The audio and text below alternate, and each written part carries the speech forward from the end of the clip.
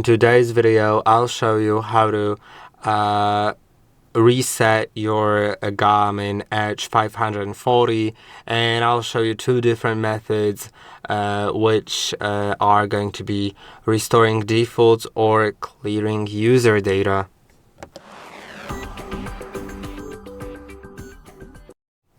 Let's first begin with the difference between the defaults, restoring the defaults, and clearing user data.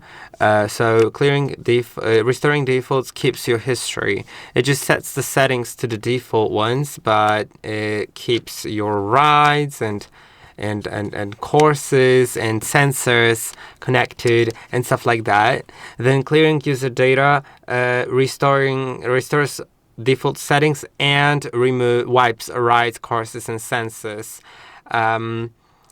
So that is important, and if you have anything important to back up, then make sure to do it before you begin with the reset.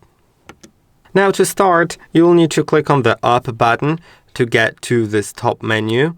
Then click on the three dots here, so that you can get to selecting buttons. Now click on the Down button to go to Settings and click on the three dots. Then you'll find different things here, and once you get down, there will be System, and click on the three dots button. Then there also will be lots of different settings, and you should be able to find Device Reset.